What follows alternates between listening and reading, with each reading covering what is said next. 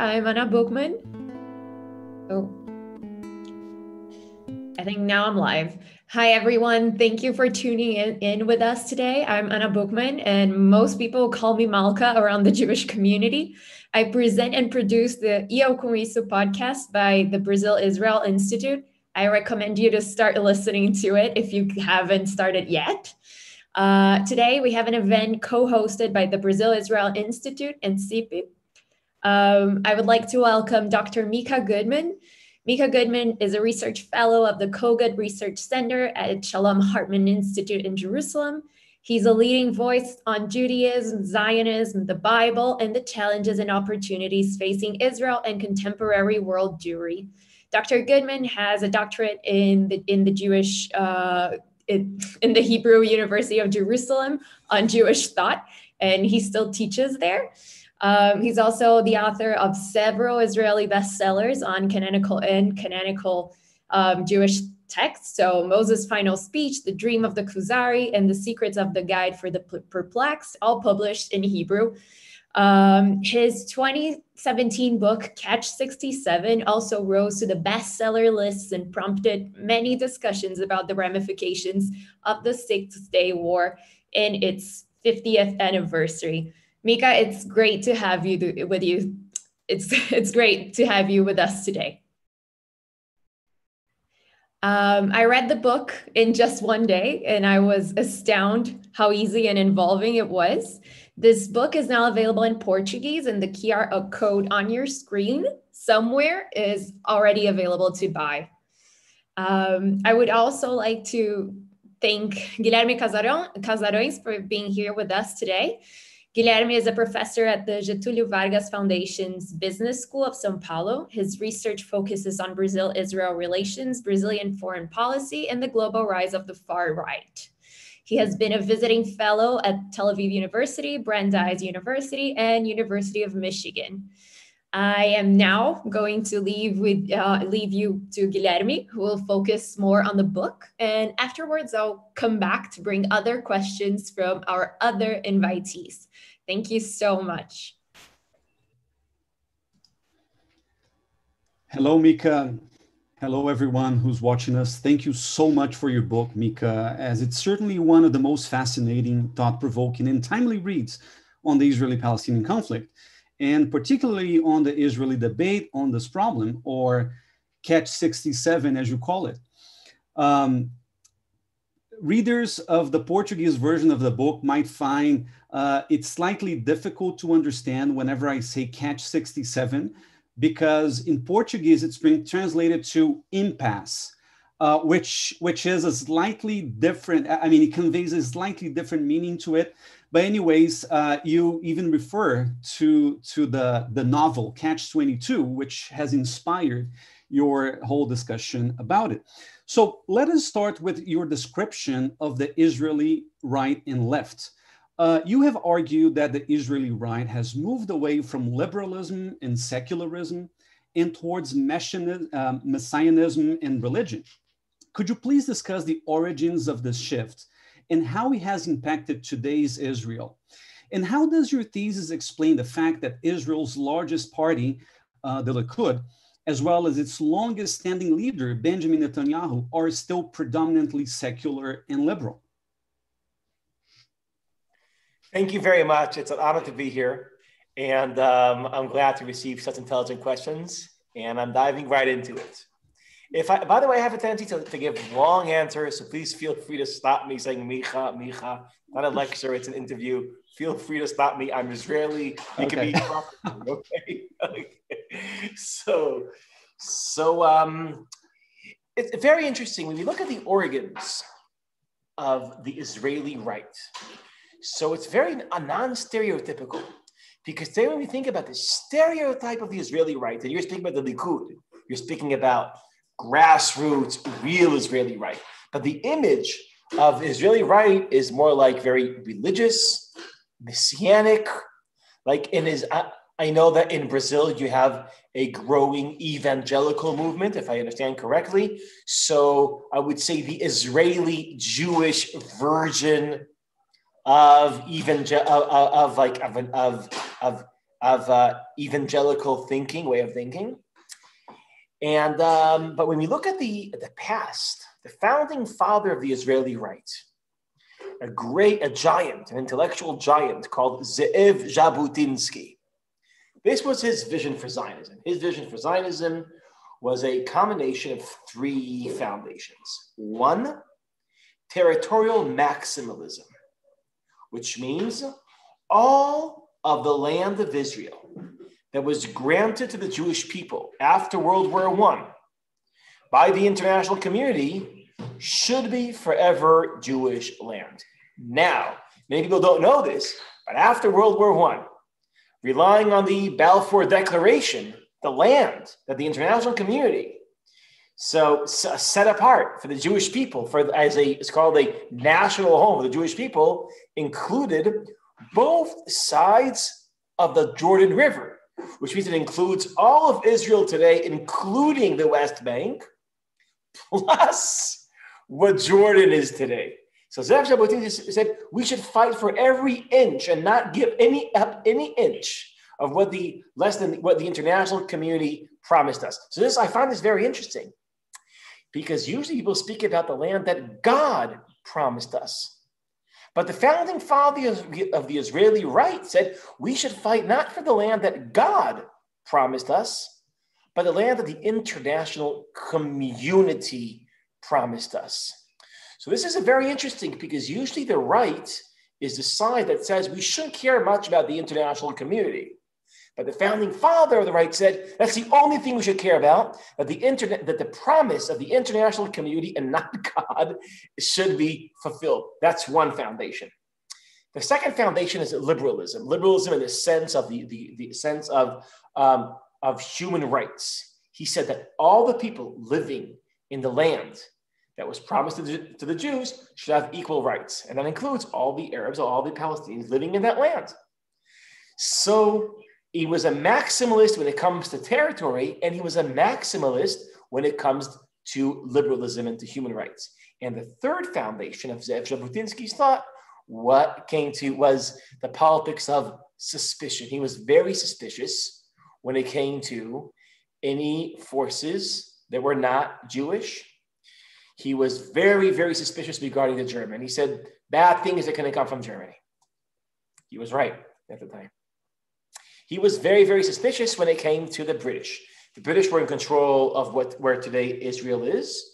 And he said, and they're the ones that were supposed to implement the promise of the international community to found a Jewish state or a Jewish home in this land. And he said we should be suspicious. The British will turn their back to their promise.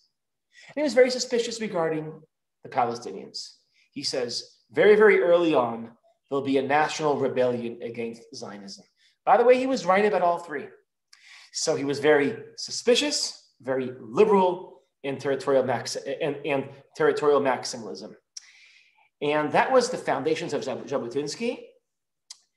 After the 6-Day War, now this is a long story that I try to describe in this book. It's a long story. The first happens of the right of what happened to the Israeli right. But one of the interesting things that happened is that the 6-Day War transformed the Israeli right. And the 6-Day War gave charisma to the evangelical version of the right. They don't call themselves evangelical. No, that's just a way for it to help Brazilian people understand it. The messianic version of the Israeli right. And the reason why the 6-Day War gave charisma to the messianic version of the right, not the liberal version of the right, but the messianic, was because it felt like a miracle. You see, in 6 days, Israel more than triples its size. In 6 days, tiny Israel, scrawny Israel, weak Israel destroys 3 Arab armies backed by the Soviet Union. And it was experienced as a miracle. It was experienced as a miracle, as a biblical miracle. But not only was it experienced as a miracle with biblical dimensions, it brought Israel back to biblical land. Because the West Bank, Judea and Samaria, almost every mountain in Judea and Samaria echoes of biblical events. Hebron was the city of Abraham, and Jerusalem is King David, and everything, every mountain here, there was a prophet or a king or something. So you see, it was a war where a biblical miracle happened that brought us back to biblical land. And it felt like ancient prophecies are becoming a reality. And if ancient prophecies from the Bible are becoming a reality, guess what? It's very possible that the next prophecies are coming back to, are going to become a reality, and the Messiah is around the corner. And the 6-Day War gave charisma to not the liberal version of the right, but the messianic version of the right. And now finally, to the second part of your question. The Likud are not very religious. Bibi, some people say he's an atheist. He would never admit that, but like he's not, he's definitely not, on the settler messianic evangelical camp. So I would say the passionate ideology in the right is messianic, even though most right-wingers are not messianic. That seems like a paradox, but like most people on the right, they are very into security, deep admiration for Netanyahu, and they're not very articulate when it comes to their ideology. The clearest ideology comes from the Messianic group. So let me maybe capture this and summarize in the following way. The Messianic group is a minority in the right, but the Messianic ideology has the majority of the passion in the Israeli right. The liberal version of the right lost its numbers and its passion. So I hope it's complicated. I hope that answers your question. Well, it does. And not only does it answer my question, and thank you very much for that, but it also brings to light a global phenomenon, the one of religious nationalism. So the secular versions of nationalism have moved or have transmuted into something very new. And it's not only in Israel, it's in pretty much every corner of the Western world. So I think that we in Brazil, we're going through this wave of religious nationalism, which is not only represented by evangelicals, but also by Catholics and most pious Brazilians, to put it this way. It's the same in the United States. So I think that this conversion of the Israeli right is actual, it has very Israeli elements to it, but it's also part of a global wave. Maybe Bibi has understood this even before most far-right leaders or right-wing leaders across the world, because he was the first one to wrap Jabotinskian ideals into a messianic package, right?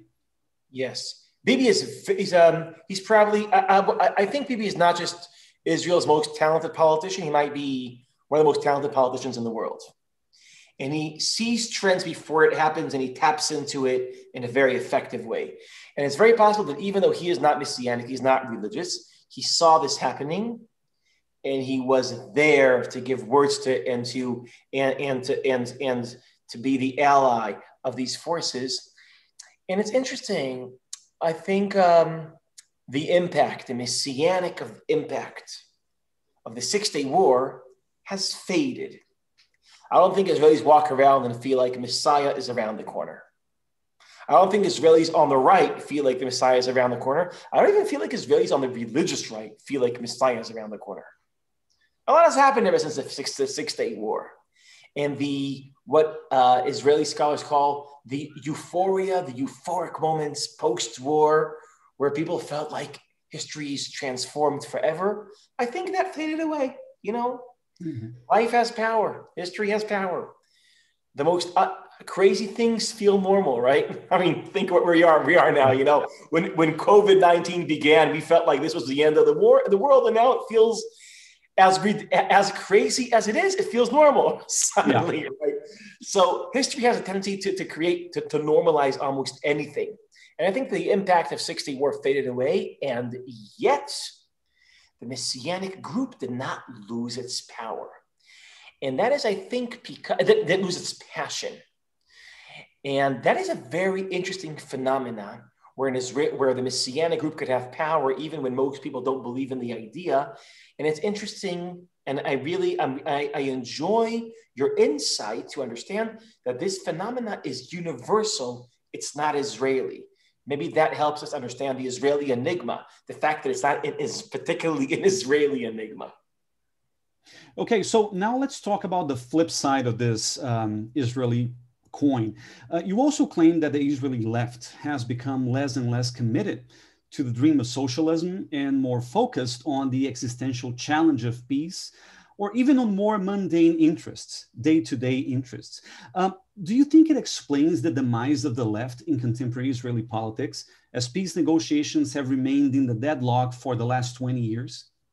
Yes, so it's interesting. Just like the Six-Day War transformed the Israeli right, it also transformed the Israeli left. And until the Six-Day War, the Israeli left was mainly about different versions of socialism. This is something that not everyone knows. The founding fathers of Israel. I know I sound very American, the founding fathers, but this is, I don't know, I'm sorry, I'm not speaking that direct analogy to Brazil, but I think in Israel, we don't even have founding fathers, we have founding groups. Founding groups like the kibbutz movement. It's not even charismatic individuals, it's charismatic groups that were the founders of Israel. They were all they were socialists. And they thought that what Israel should stand for is the idea of solidarity of workers. That's what Israel should stand for. That's the movement that Israel should lead in the world. And then something happened. Socialism started to lose its charm in Israel. And in some way, I think it went like also, in Western civilization, socialism started to lose its charm.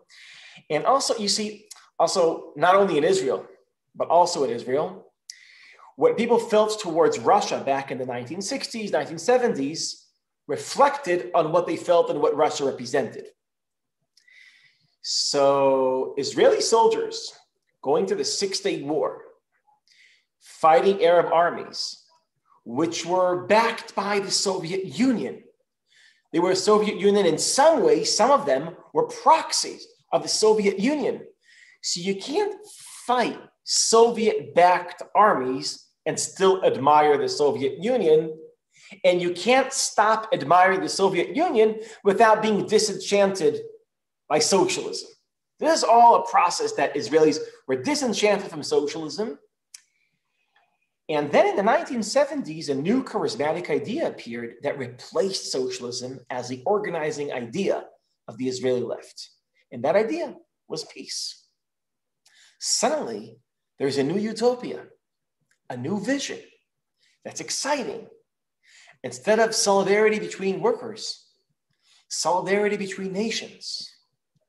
And peace became an exciting idea. And the reason why the Six-Day War gave birth to the idea of peace is that certainly for the first time in Israeli history, we have land that the Arab countries want.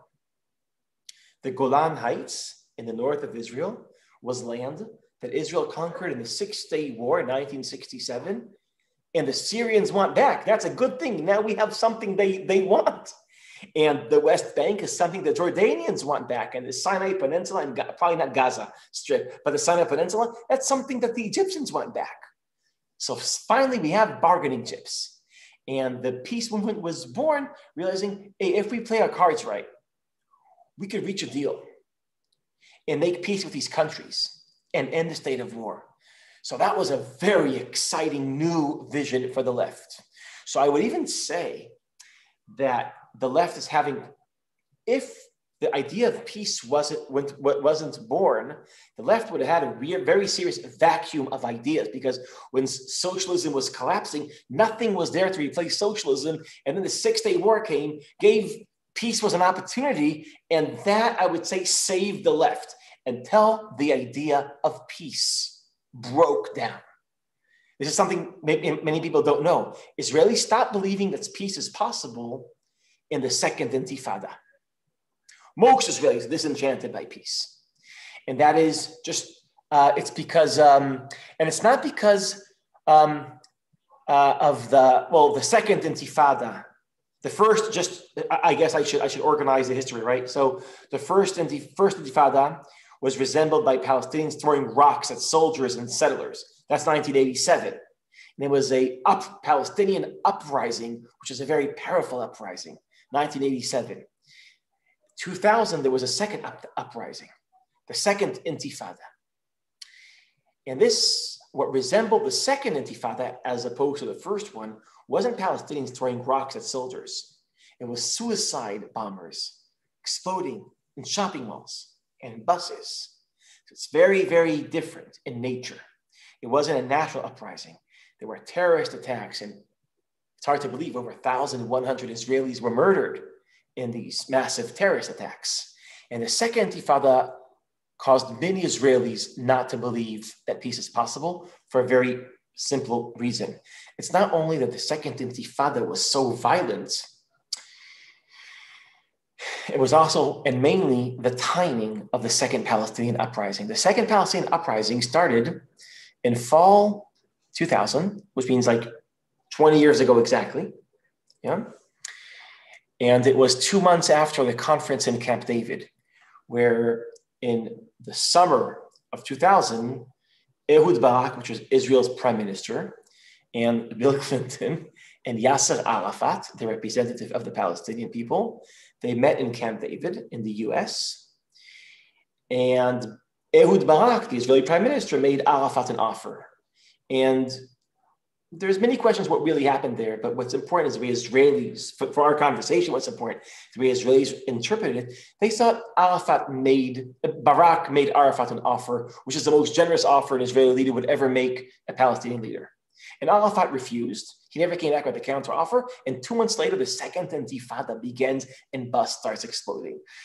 So Israelis said, hey, we offered them peace and 1,100 Israelis die.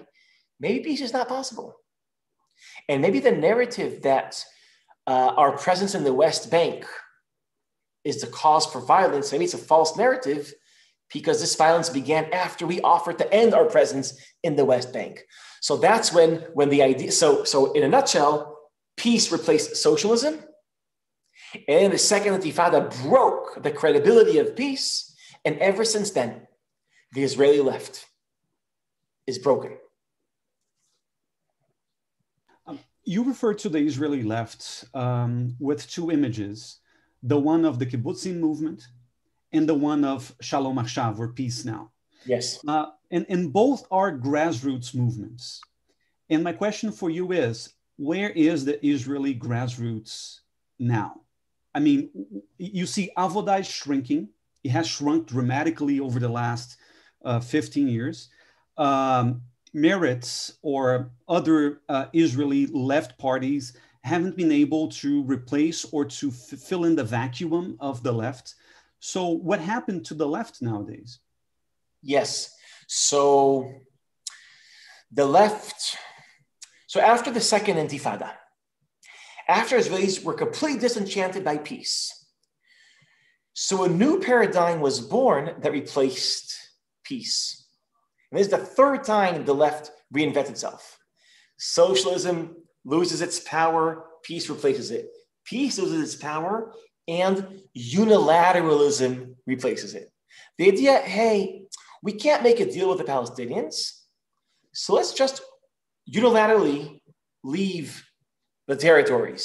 And that was an exciting idea. And it was implemented in 2005 in Gaza. And if it would have been successful from Gaza, I assume most Israelis would have supported a unilateral withdrawal from Judea and Samaria, from the West Bank. But most Israelis think that the unilateral withdrawal from Gaza was a failure.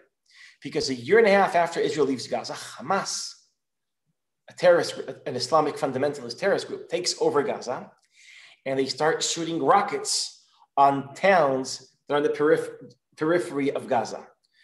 So Israelis are saying, hey, well, if they're shooting rockets on towns in the periphery of Gaza, if we leave the West Bank, they might shoot rockets on the towns on the periphery of the West Bank, and that's Tel Aviv. Tel Aviv is very close to the West Bank. So I think that was like the last hit for the Israeli left. that even peace doesn't work, unilateralism doesn't work.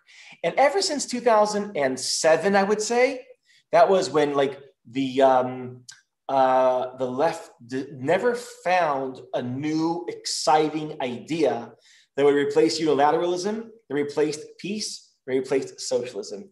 It's a vacuum of people. Always people think it's a vacuum of leadership. That the left needs a strong leader. I think they're wrong. I think it's a vacuum of ideology, of an idea. It needs a great idea, not a great leader. And that's what it's missing. Okay, so speaking of ideas, the most thought-provoking aspect of your book is the attempt to frame the Israeli-Palestinian relationship as a catch, which demands a way out, rather than a problem that demands a solution. Yeah. And yours is a fairly optimistic take on a pessimistic statement I heard the last time I went to Israel back in 2015. A friend of mine said, there are problems to which there are no solutions, and we have to learn to deal with that. So could you please tell us what this catch is and how you propose to get away from it? Okay. So this is, well, here's the catch. My assumption is when it comes to the future of the West Bank, when it comes to the Israeli-Palestinian conflict, the Israeli right has this idea that if Israel leaves the West Bank, it's threatening its future. It's threatening our national security. The Israeli left has this idea that if Israel stays in the West Bank, it's threatening its future because it's threatening our national majority. You can't have a Jewish majority when you're controlling 2 million Palestinians. And I think if you listen to both arguments and you listen to both arguments with clarity, you can't not be persuaded by both of them. And that's what I truly think. I think if Israel stays in the West Bank, it's risking its future. The problem is that if it leaves the West Bank, it's risking its future. That's the catch, right? Like in Joseph Heller's book that you've mentioned, that's the catch. When you have a problem and the solution only creates a similar problem, that's a catch. So I think, yes, let's call, so here's the question. How can Israel escape this catch? I think to do that, we have to reframe what we are looking for. I think we should stop solving the problem. And just by stopping to solve the problem, there's progress. And here's why. I think we are trapped in a false dichotomy. This is the following false dichotomy. The Israeli left always speaks about solving the problem, solving the problem. And the Israeli right, let's say represented by Bibi, speaks about managing the problem. Now, managing the problem means keeping things the way they are. In other words, freezing the status quo. Solving the problem means transforming the status quo. It means ending the problem. Now, are these really the two options? Now, obviously, this is a false dichotomy. I'll give you an example. We don't think about any problem in these kind of categories, that either we end the problem or we don't do anything about it. Like imagine we'll speak about a crime, right? Crime. So imagine somebody says we need to solve crime. We have to end the crime. There shouldn't be any more crime, which is an infantile way of thinking, right? Like there'll always be crime, right? Okay, but somebody says, okay, like there's this utopian vision of ending crime. And then the other side says, we can't end crime, so let's not do anything about it. Obviously, those are not the options. Or if someone says, let's end car accidents because people die, that's not good, so let's end car accidents. And somebody has a plan of how to end car accidents. And then the alternative is, let's not do anything about it. These are obvious. It's obvious that these are false. This is a false dichotomy. When it comes to the Israeli-Palestinian conflict, we think we have only two options, either to solve the conflict, which is, I think is unsolvable, like your friend told you. But the alternative is not to ignore it. That's the false dichotomy. We can solve it, and still there's a lot we can do. What can we do? Well, when it comes to crime, we ask how do we shrink crime. When it comes to car accidents, we ask what are the smartest policies that will shrink the amount of car accidents. Let's ask that question. What kind of policies will shrink the Israeli-Palestinian conflict? Will shrink it dramatically. And now that makes room for new ideas. So first of all, that's an important paradigm that's important for me to promote. Not ending the conflict, not managing the conflict, shrinking the conflict, not utopia and not being passive. Shrinking the conflict, which means actually treating the conflict the way we think about almost all our problems, not in a false dichotomy. Now, shrinking the conflict, there's a lot we can do to shrink the conflict for the following reason. There's so many things Israel can do on the ground, on the West Bank, that will do two things. They would dramatically shrink the amount of control the Israeli military has on Palestinian population. And we could shrink, and that without injuring Israeli security. Like there's a whole chunk of control over Palestinians that can be removed without injuring Israeli security. So I say, let's move that tomorrow morning. Now, here's the interesting thing is, not only is the right against that, the left is against that. Because the left says all these moves, changes on the ground will do towards peace. The problem is that peace is not coming. So we're not doing anything on the ground. I think, ironically, the status quo parties in Israel are not only the right, but also the left.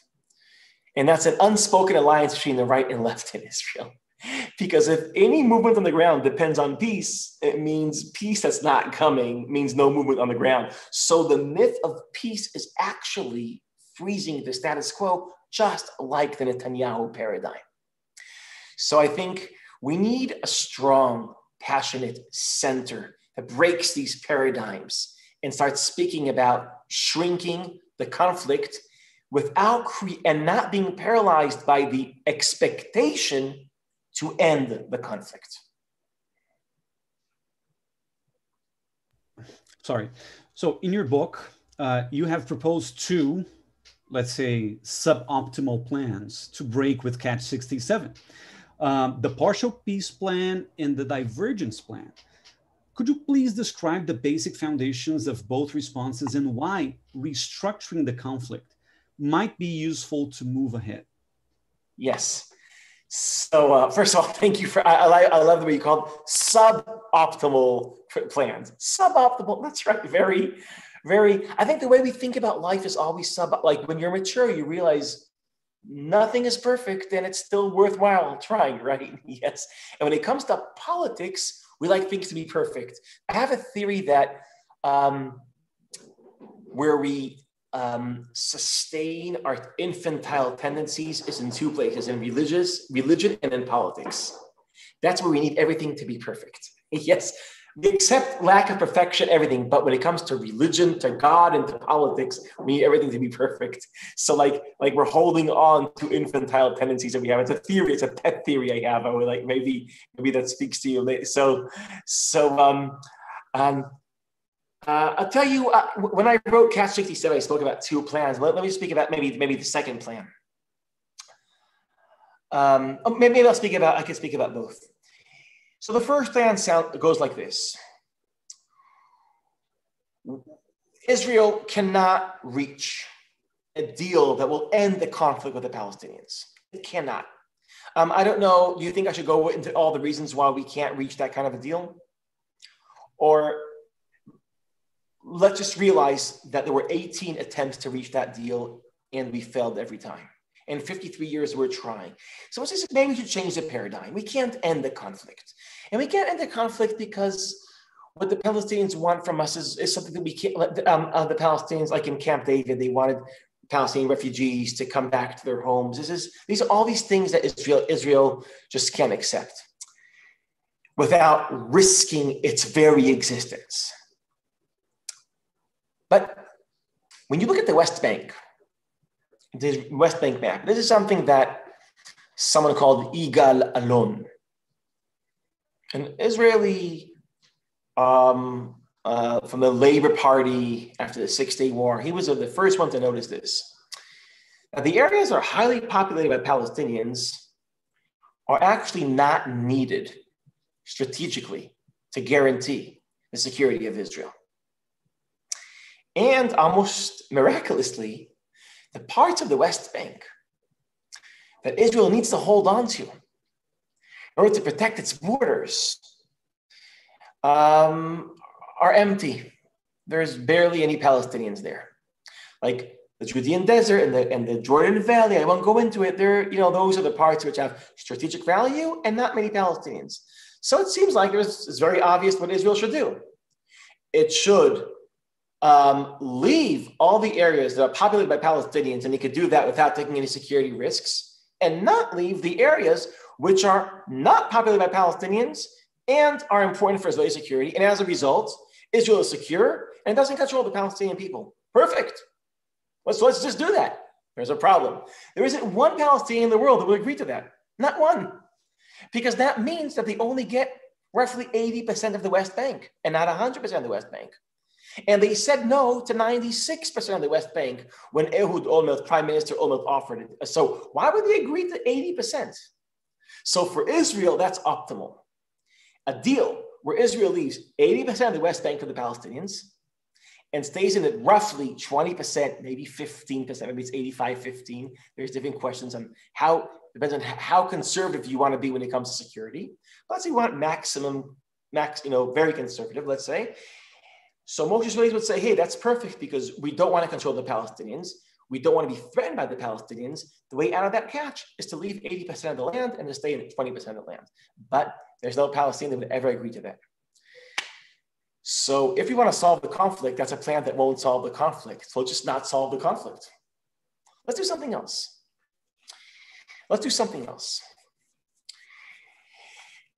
Instead of the equation of Israel leaves 100% of the West Bank, and as a result, there's a peace treaty like there was in Egypt, and with the Emirates and embassies, and we signed the end of conflict and no more demands from each other. So so that equation is 100% withdrawal for 100% peace. Okay. So how about we do 80% withdrawal for 80% peace? What would that look like? Maybe that would look like no embassies. Palestinians still demand that their refugees come back to Israel. I won't go into it. They still have demands from Israel. But it means ceasefire. It means great economic ties. It means that there probably will be some violence erupting every now and then because it's not end of conflict. It's partial peace. So here, if the classic equation is full withdrawal for full peace, how about a different equation? Partial withdrawal for partial peace. Let's be more, I'm an advocate for modest politics. Partial withdrawal for partial peace. So the Israeli left doesn't like that because we need the perfect peace. The Israeli right doesn't like that because we don't no withdrawal. But most Israelis that don't want peace and don't want all the land, what they want is not to control Palestinians without being threatened by Palestinians. That's the catch. That's an idea that enables us to escape the catch without solving the problem.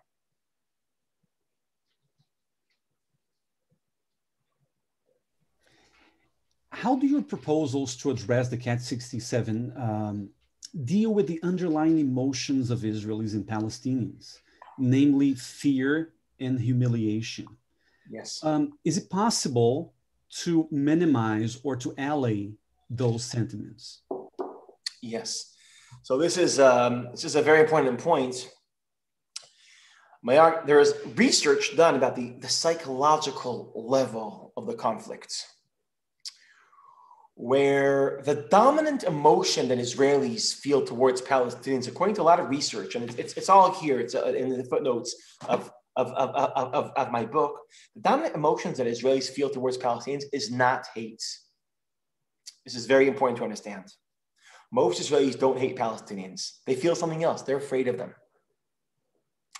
Most Palestinians don't hate Israeli Jews. They feel humiliated by them.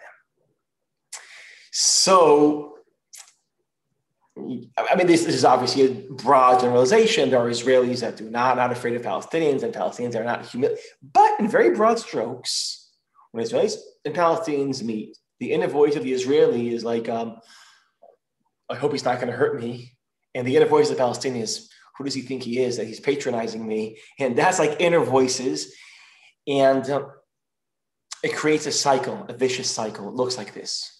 Because the Israelis are so afraid of Palestinians, I'm Israeli, so I should take responsibility.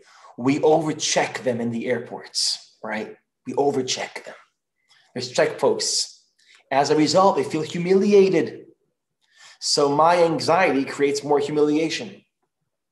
That humiliation creates a poisonous atmosphere that sometimes leads to violence that creates more anxiety. On the Israeli side, that creates more human. So it's a cycle. Now, this cycle on a national level, this is how it looks like. This cycle is one of the reasons why peace is not possible. Because Israelis, which are, I think for good reasons, afraid of Palestinian people, and doesn't want to take any risks. So that means we'll always want Israeli soldiers to be present in the Jordan Valley. That's how we can guarantee our security. Oh, and Israeli airplanes, fighting airplanes, to fly over the sky of future Palestine. Those are things that would guarantee Israeli security and relax Israeli anxiety. But can you imagine something more humiliating than that? If you're Palestinian, Israeli Air Force flying over your head, Israeli soldiers in your country in the Jordan Valley. Can you imagine? So a deal that would relax Israeli anxiety will trigger Palestinian humiliation.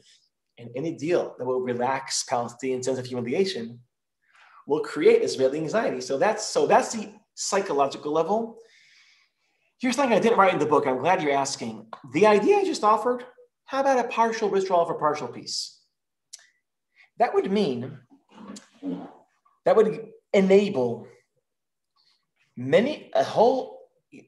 that would give birth to a generation of Palestinians that don't experience Israeli military regime controlling their daily life. Because when they drive from one Palestinian town to another Palestinian town, the road is a Palestinian road. Israel is not there. Because we left, I want to remind you, the centers of the population. According to my partial withdrawal of a partial peace plan. That doesn't solve the conflict. And so you have a generation of Palestinians that doesn't feel humiliation.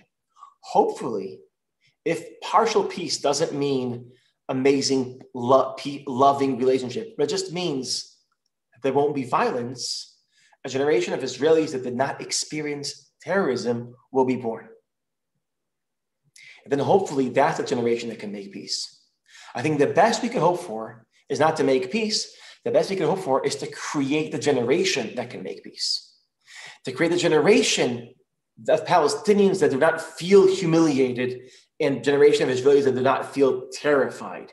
We can't make peace. Maybe we could create the conditions that will give birth to the generation that can make peace. So as a final question, let me talk about those conditions. The implementation of a partial withdrawal for a partial peace formula demands not only a paradigm shift within Israel and Palestine, but also a whole new political coalition within both societies. So what are the prospects for the future of Israeli and Palestinian politics if both societies are to be prepared for such a bold and important step? So I feel more comfortable to speak for Israel than for Palestine, but I'm very optimistic about Palestine. I'm one of the only people I know that is optimistic about the future of Palestine. But here's the reality. It's very hard to even imagine the Israeli politics post Netanyahu. It's hard to imagine because there'll be reshuffling of everything when Netanyahu goes. The Likud won't be Likud anymore. It will be very, very hard to imagine. What will it look like? It's even harder to imagine Palestinian politics after Abu Mazen, after Mahmoud Abbas leaves. That's really hard to imagine because They don't even have a system of how, it's very, very complicated. So when I speak to my Palestinian, so here's something we know. We know that Abbas's days are coming to an end, and we know that Bibi's days are coming to an end. I mean, even though these two guys, every time someone said this is their last days, they were always wrong. But both of them, it's within the next few years, they won't be here anymore. And how will the Palestinian politics be reshuffled and how the Israeli politics will be reshuffled, that will determine, can we move to ideological politics and identity politics to pragmatic politics, which is what I'm offering. But I think in Israel, there's a lot of, there's real forces for pragmatism. And here, let me just map out very briefly Israeli politics. So Yair Lapid, I don't want to bore our audience with such internal Israeli politics, but Yair Lapid is a leader of a very pragmatic party called Yesh Atid. Benny Gantz is a leader of a very pragmatic party called Kahol Lavan, called Blue and White. Within the Likud, there are very pragmatic forces. And within, if you know the difference between Naftali Bennett and Bezalel Smotrich, Bennett is much more of a pragmatist and Smotrich is more like evangelical. So if you map, and Lieberman is, so if you map out the forces that would be friendly to the politics of pragmatism in Israel, I think in a post-Bibi era, you might find it has potential to be the majority. After Abbas goes, I can't speak for Palestinians, but I know personally grassroots Palestinian movements which are speaking the new language of pragmatism. The language of pragmatism, in a nutshell, is that the role of politics is not to create a perfect world. The role of politics is to minimize suffering and to make the world a better place, not a perfect place. And I think we might find a pragmatic, not a right, not a left, but a pragmatic coalition in Israel. And I hope on the other side we could find forces of pragmatism. I think the move now with the Emirates is an important move, and Bahrain, and is an important move because it has the power on the long term to shift Palestinians from the politics of grand dreams and ideologies to the politics of pragmatism. Mika, thank you so much for this insightful conversation. And I'll pass on the word to Malka to keep talking to you about the other questions that our youth has for you. Thank you. I really enjoyed this conversation with you, Professor. Thank you. You're going to keep enjoying the conversation. I'm going to bring a few people who have prepared their questions to you. Guilherme, thank you so much for being with us. Have a great rest of your Sunday. But now we're going to move on to a few different questions. I feel like we've been very inspired on the polarization topic. It's been suffering, like it's been a struggle for Brazilians right now. So first, I would like to invite Alexandra Nigri to make her first question here. It's very interesting what she's going to bring about polarization. Ale, are you there? Yes, I put the video on. Hi, Mika. Thank you for being with us.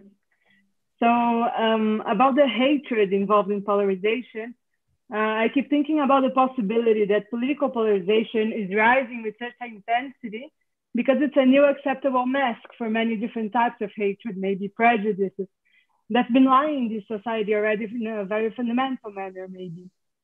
So in your opinion, how much of the hatred involved in polarization is actually related to the political arguments at stake, that is, from a rational understanding that people have of those arguments and the consequent emotional reactions? Or how much of the polarization is completely irrational, being a hatred that actually comes from different types of structural prejudice underlying the society through history? And in this sense, how can we expect to act upon polarization? So that's my first question, Mika. I'm going to invite Laura to come up because I think it's the two things that they're asking are very similar. So Laura, can you bring up your question as well? Yes, of course. Thank you, Mika, for being with us. I would like to ask you that in an interview that you gave for the Times of Israel, you said something interesting, that you said that a polarized world is a world that lost its curiosity, because curiosity, you said, it what cracks our world, it what opens what our world. And it remembered me a text from Amos Oz, written in his book, How to Cure a Fanatic, that he tells that in addition to curiosity, humor is also a powerful weapon against the fanaticism of ideas, and therefore the phenomenon of polarization.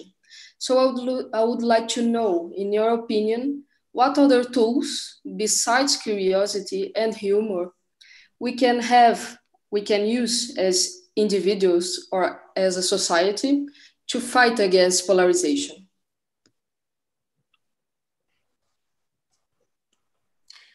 Malka, are there more questions, or should I address these two now? Address those two. I think it's enough. Yes, yes, it's enough. It's enough. So these are two very, very powerful questions. Like, what is polarization masking? If I'm a left-winger and I meet a right-winger and I hate him or her just for having those views, so is that somehow masking deeper hate? Or is it or is it just that you hate people for their views? That was the way I understand the first question. The second question is, how do we heal this? These are two very interesting questions. What's the depth of the hates, and what are the powers that can help us heal? Those are two very, very interesting questions. I think when you see a phenomenon of political polarization, where people hate each other just because they have different political worldviews. And you ask the question, where does that come from? So I think what helps is seeing this as a global phenomenon. Because in Brazil, you're experiencing high levels of polarization. And you're trying to remember, when was the last time that right-wingers hated left-wingers like they hate them today, and left-wingers hate right-wingers just because they're right-wingers? When was the last time? And it's hard to remember a time that's worse than today.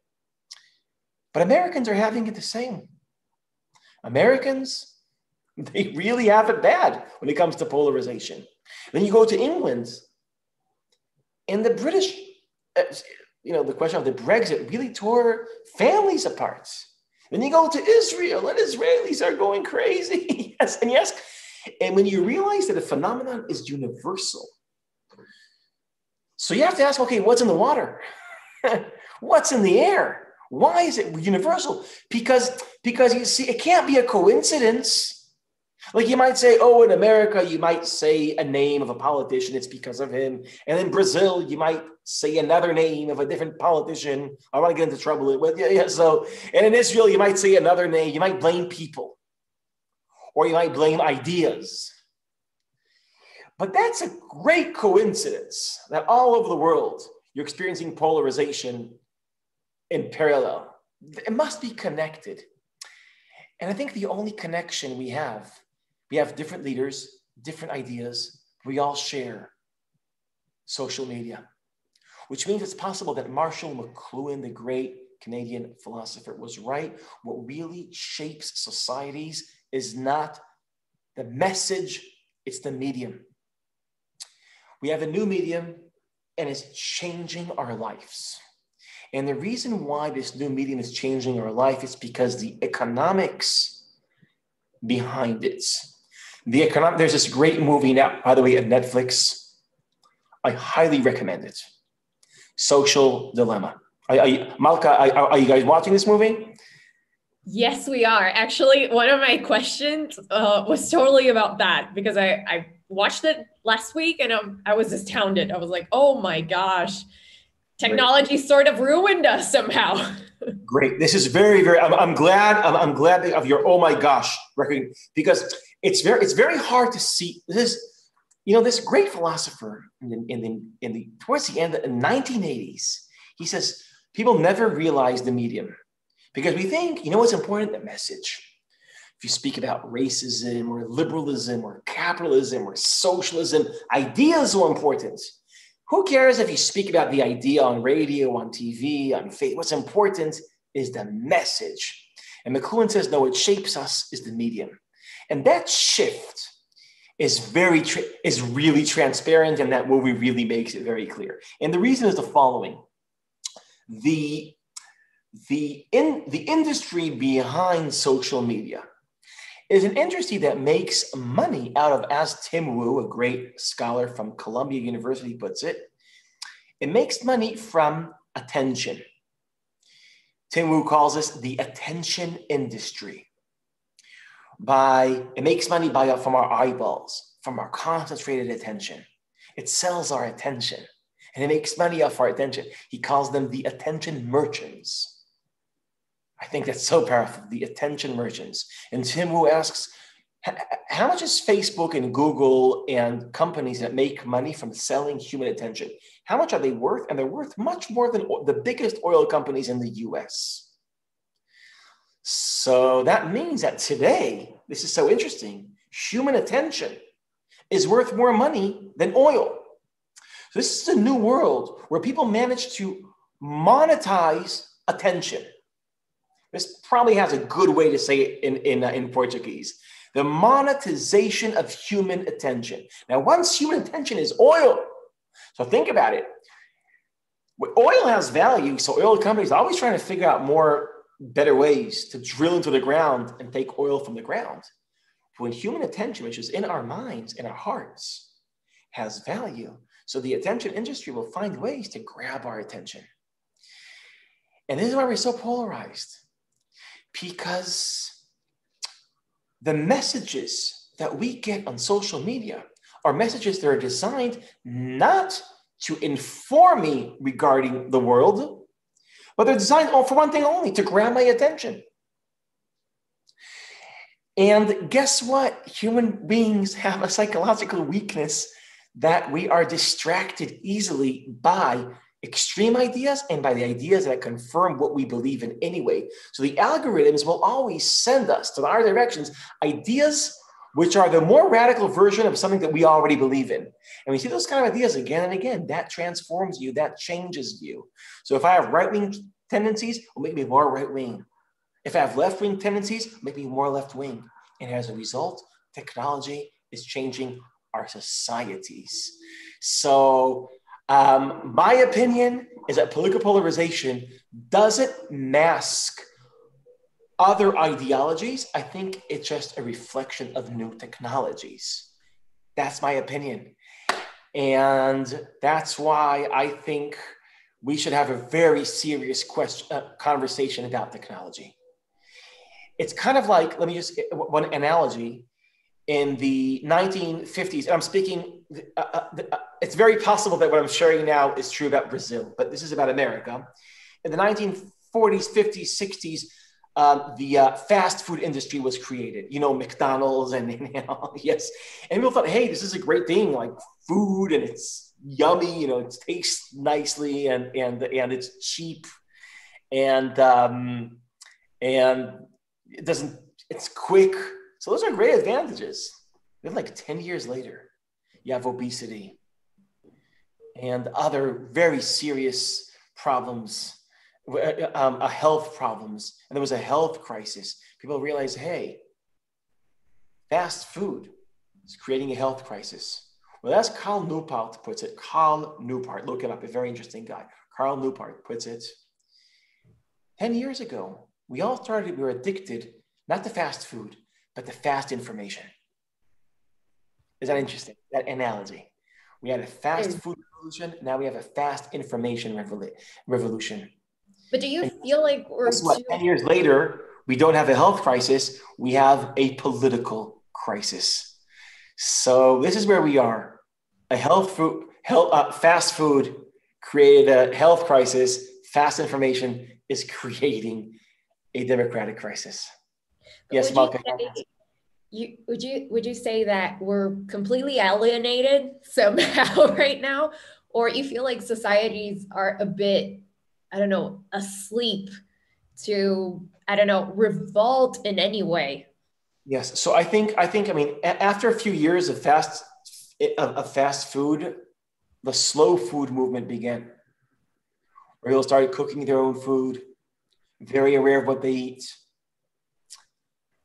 I propose a slow information movement where we meet the people that we talk about, and we read slowly, and we listen to each other, and we reconstruct what we lost, deep curiosity. This is just like the slow food movement started to balance the fast food industry. We need a slow information, which is, by the way, also very Jewish. Slow information, to read slowly, to talk to each other, to enjoy real human interaction. This is something that can happen in a community, that can happen in schools. So this is the real revolt. The real revolt. Protecting ourselves from attention industry is trying to grab our attention. As somebody put it, the attention resistance. How does it look like? Slow information, making politics about face-to-face, making politics about ideas that takes you more than 2 minutes to put them out. And that is, so I know this sounds very, very crazy to go back to slow information. But this is, I think, this is what our life depends on, our ability to think, to focus, and to think deeply, and to practice curiosity. And curiosity, if I'll go back to the second question, curiosity is so natural to us, and it's robbed from us. And what is curiosity? Let me just say, there is a great feminist researcher, philosopher called Carol Gilligan. And she speaks about a term which I highly recommend to think about a lot. She calls it radical listening. Radical listening. Now think about those two words, because usually when you think about the word radical, what comes to mind is somebody shouting and protesting. What does it mean not to protest radically, but to listen radically? So this is how she puts it. To listen radically is when you meet someone that thinks differently than yourself. Our first impulse is to ask, why are they wrong?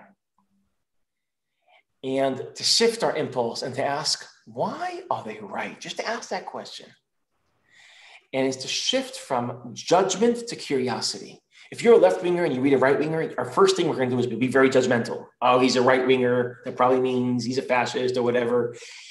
Or if you're a left-winger, or if you're a right-winger, you see a left-winger, oh, he's not loyal, she's not, whatever it is, there's immediate judgment. The shift from judgment to curiosity. That's so interesting. He's a right-winger. I never met a right-winger. Like, just curiosity. That shift, that's what we need. We need to move from judgment to curiosity. That's radical listening. That doesn't mean agreeing. That doesn't mean accepting. It means enjoying our politics, because it's interesting. It means, so yes, we need to work hard on resurrecting curiosity and protecting ourselves from poisonous technology. I think that's how we heal the world. We need to think about how to protect ourselves from technology and how to resurrect curiosity. I feel like going back to the streets for protesting is sort of old-fashioned now, right? In the way you're saying, I don't see like Brazilians getting out and going to the streets to make like a big difference in our country. This happened like 30 years ago when we got back on democracy after dictatorship. And I mean, people are not doing that anymore. Yes, it's not. Also, there is a numbing effect of social media. It's a numbing effect. If I wrote a strong post, that's no, the street, anything that's physical, that's where transformation happens. Our brain can only transform and be transformed face to face, not through.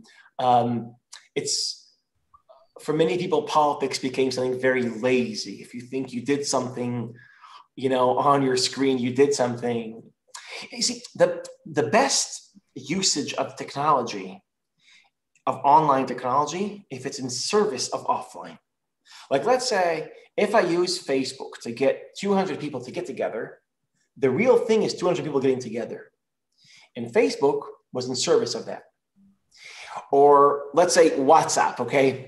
If I use WhatsApp to meet a friend and then we meet, something happens. We bond, we connect, we feel each other.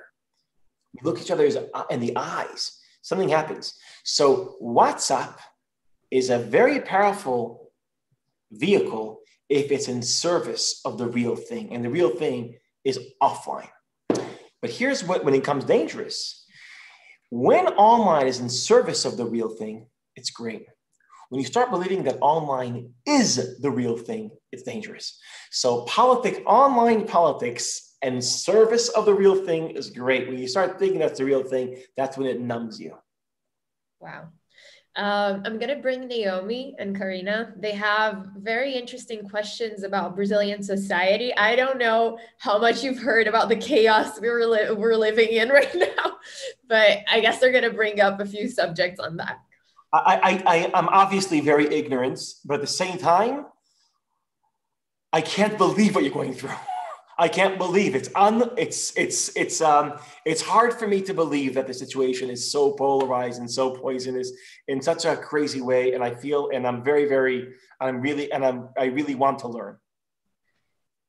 So Naomi. Hi, Mika. So let me ask. Besides this polarization context designed by with speeches and emotions to mass hatred, creating enemies, religion in Brazil is already structurally unequal and very violent towards the faith of religious groups of African origin. Brazil is the blackest country outside Africa, being 55% of the population.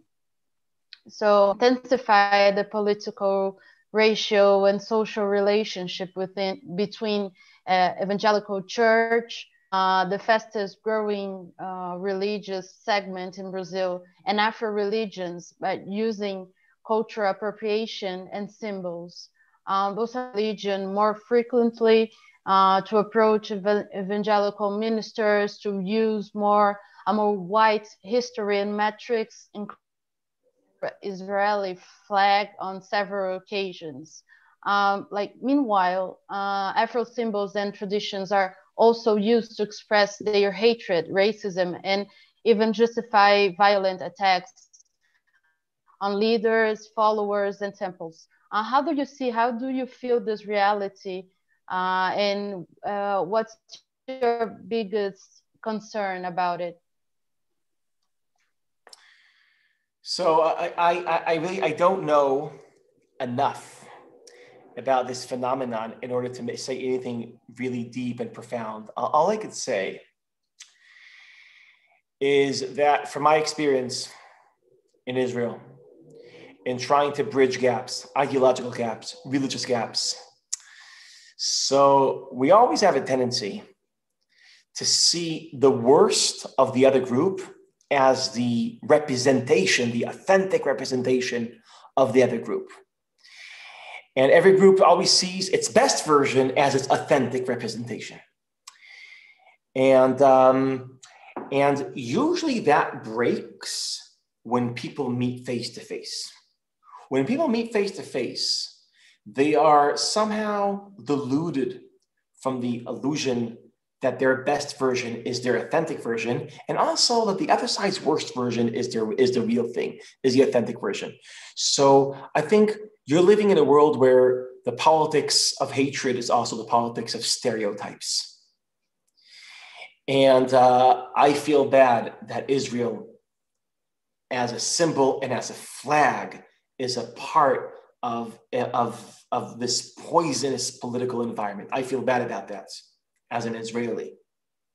But there's nothing I could do about that because my symbols and my language is out there for people to grab and for them to use and to turn into metaphors and symbols in their own service. So, but all I could say is that the algorithm of social media is very friendly to those tendencies. It's very friendly.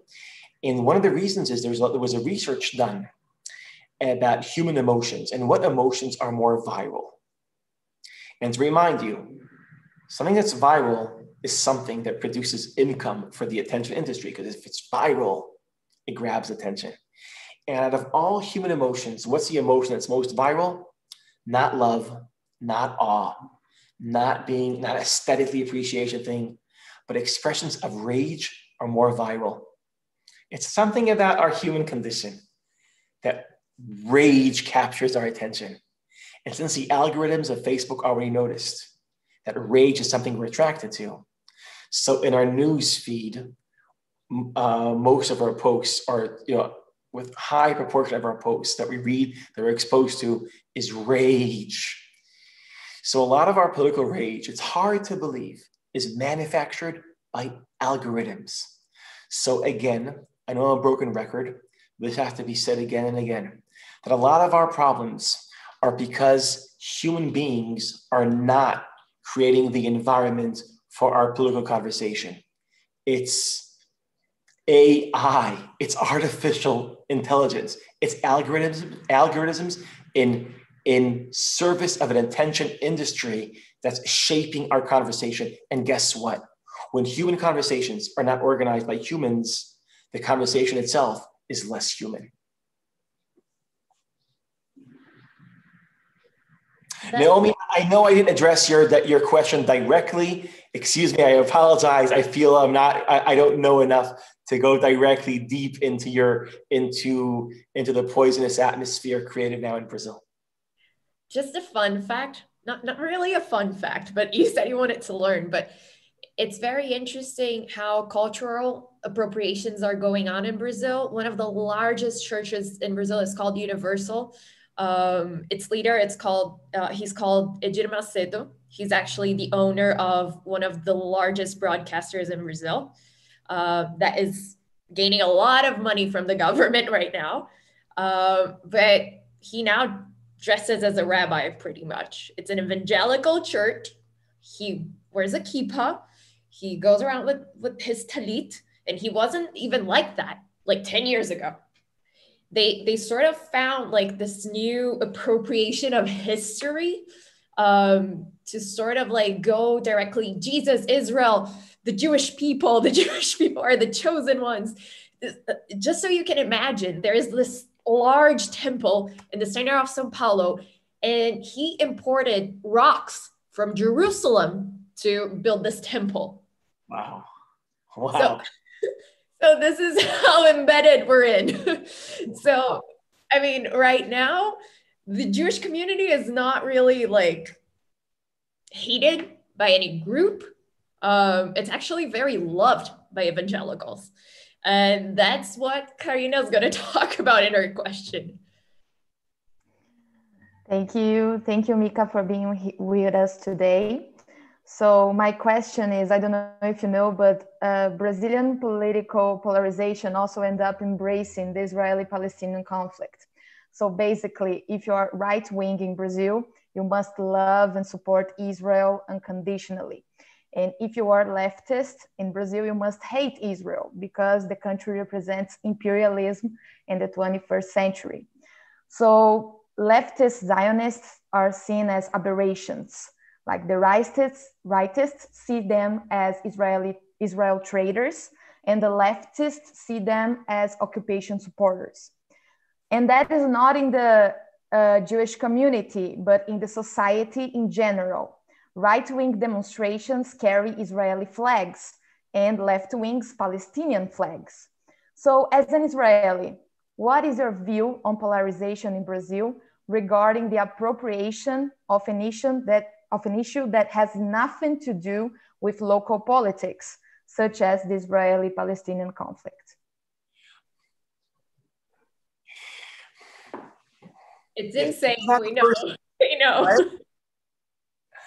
No, it's not the first time this happened. It's interesting. Also in Northern Ireland, there was a tendency which every side, it's very interesting. I want to look at it from a different direction. For some reason, Israel has a tendency to capture world attention, not only in Brazil, but all over the world. The reason why so many journalists serve in Israel is because people all over the world are very curious about Israel. I remember going to Spain a few years ago. And the Spanish cab driver was asking me questions about Bibi. So I asked him, if I was Lebanese, would you know who my prime minister is? If I was Cuban, would you know who my prime, like, so what is it about Israel that grabs the attention of the world? That's a great enigma, because Brazil is not alone here. It's a very extreme what you're describing, but it's not alone here. And I don't know the answer to that question, but I should tell you something as an Israeli. And I tell this to my students. There's something that as Israelis we don't know. And that is that the world is always looking at us. For some enigmatic reason, the world is curious about what we are doing. And that means that our behavior has implications that goes beyond, that are not local. It's kind of like you wake up one morning and you realize that your life is on stage. You know the Truman Show, right? That's all you realize is, hey, everybody's watching my life. Like, he realizes that. So that's something Israelis don't know. Everybody's watching their lives, everything. And that's something I like to explain to Israelis. The world is watching. It's not a good thing. It's not a bad thing. It's just a thing. It's a fact. Like right now, you gave me ammunition. I was like, you know that in Brazil, how crazy this is, that right-wingers have Israeli flags and left-winger Palestine. It's really, so I'm not offended by cultural appropriation. I feel like I have a responsibility. The fact that the world is watching Israel, as an Israeli, I want to say, it means that Israel has the power to make a difference in the world. Because if we are able to deal with this almost impossible situation of Israelis and the Palestinians, and if we can somehow reorganize this, deal with this in a smart, compassionate, sophisticated, and ethical way, the world is watching. And if we screw it up, the world is watching. So we have the power to make a difference in a level which is universal by dealing with an issue which is very particular. And that is something that I find what you're sharing with me is creating much more responsibility and leaving much more weight on our shoulders, ours meaning Israelis. That makes a lot of sense. I mean, we've been very bothered by the fact that a few months ago, not really right now, we were having like tons of manifestations around the streets. People were gathering, protesting. And most of the time when we were watching the right-wingers, for instance, they were carrying Israeli flags together with the United States flags and some Brazilian ones. It was a very interesting mix. But I would say that the Jewish community is getting like a little bit worried about how we're being put in this context that it doesn't even represent us. But well, I'm gonna turn this around a little bit. We're gonna get back to Israel. You have another Israeli here on Zoom. So Itai, do you want to come up with your question? Yes. Hi, Mika. Thank you for being here with us today. So about Israel again, I want to know what do you think about this issue, if the growth of the religious right is related with the empowerment of part of the population that was not being heard of by the socialist left before. Is the division between Ashkenazim, Jews that the families came from Europe, and Mizrahim, Jews that came from the Arab world, is this a factor for the polarization, and if it's still relevant? So this is a very good question, Itai, and I find this very puzzling. Let me just try to give some background to the people who are with us today. There's many ways. How do you divide Israel? And there is a tendency to divide Israel between European Israelis, meaning Israelis that came to Israel, immigrated from European countries and the US, and Russia. It's European in a very, very broad sense. And people that Middle Eastern Israelis that are actually more native. They immigrated within the Middle East to the Middle East from Morocco, from Kurdistan, from Iraq, from Egypt, from Syria. And in the first generations in the 1950s, it was very clear that the European Israelis had the power, and they were the one that accepted the non-European Israelis into Israel. And not all the time, but some of the times, part of the process was trying to Europeanize them, make them more secular, make them more, try to. And then in the 1970s, 1980s, there was an awakening among Sephardi Jews, Mizrahi Jews coming from Arab countries, and they felt like they were taken advantage of in the 1950s, and that created a lot of the political energy that was clashing in Israel. And now that's a polarization I didn't speak about. So Itai is asking, is that polarization between Ashkenazi Jews and Mizrahi Jews, European Jews and Jews that came from Arab countries, is that polarization somehow fueling the right-left polarization? So that's, if I understand, Itai, that's your question. That's my question, yes. And here's an enigma. On the one hand, 3 generations into Israel, most European Israelis don't have an awareness of the European Israelis. They're Israelis. And most Mizrahi Israelis, most of my Moroccan friends are not Moroccan in their identity. They're just Israelis. 3 generations later, there's a lot of mixed marriage. It's blurred. And yet, even though these identities are not strong individual identities, they're still strong political identities. So this is, first of all, an enigma in Israel. How is it that 3 generations later, with most Ashkenazim don't feel Ashkenazim, most Mizrahim don't feel Mizrahim, as individuals, not for everyone, but for most Israelis, those identities lost their power, but in politics, they're powerful as ever. Why is that? It's interesting. It's an enigma. Why is that? So my take is that we used to have 2 very strong ideologies, ideology of land and ideology of peace. Both ideologies collapsed. And this has to do with a larger phenomenon, and which I think is also generated by social media, is that what replaced the politics of ideologies is the politics of identities. Where you feel like, what is politics about? Politics is not about solving problems, which is what I think. It's about expressing identities. And when politics is about expressing identity, so all these dormant identities come back to life and they get a life of their own.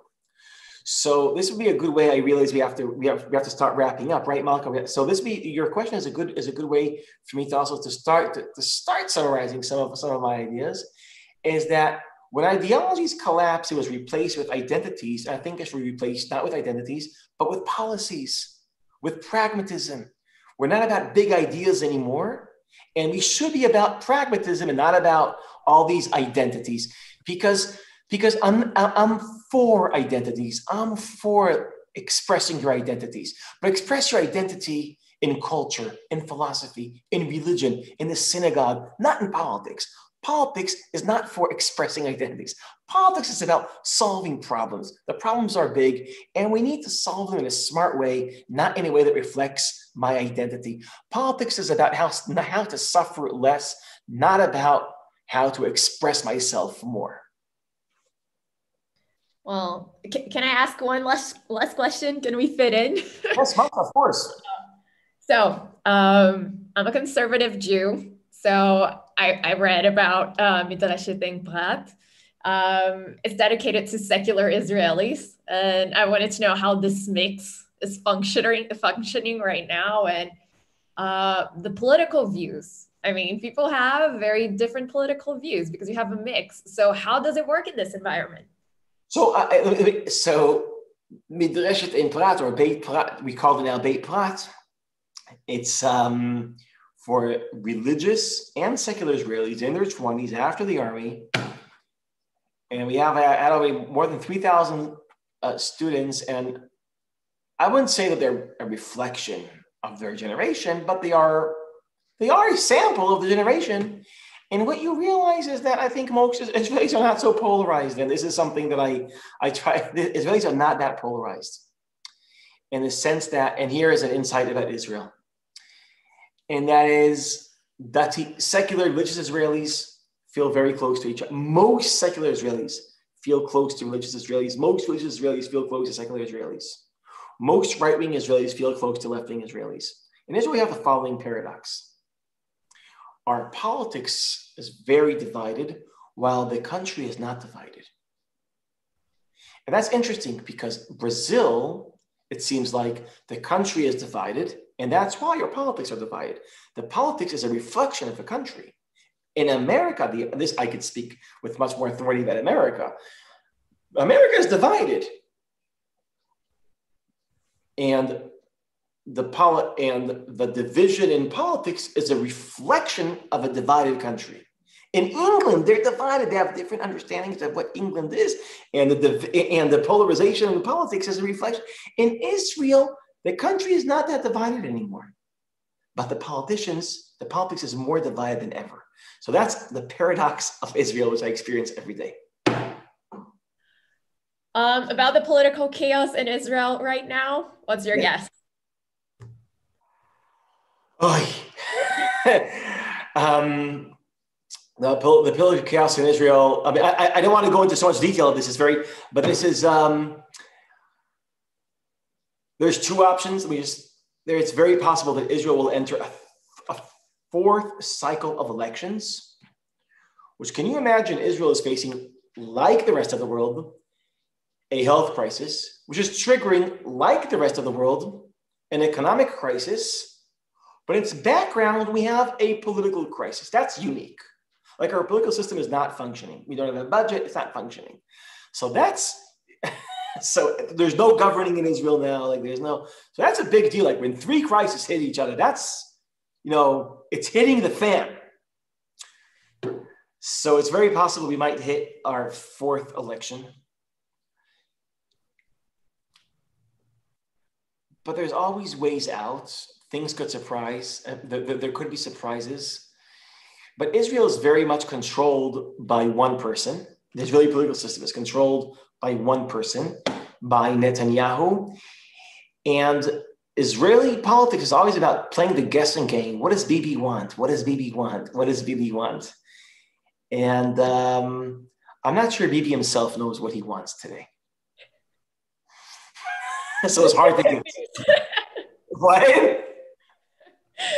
Okay, Mika, thank you so much for your time with us. I enjoyed a lot. Hope we're gonna talk to you again in some time. And good luck on the next steps in Israel. I know we need luck here in Brazil. Luck, yes, we all need luck. So we see you next time. Thank you so much. Great. I hope this. First of all, thank you all so much. I hope that this conversation helped keep politics less terrifying and more interesting. That's how we heal the conversation. Make it interesting. I hope this was interesting. Definitely. Thank you so much.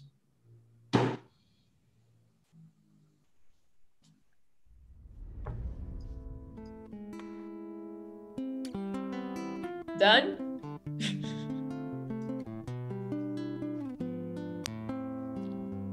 Muito bem, gente. Parabéns.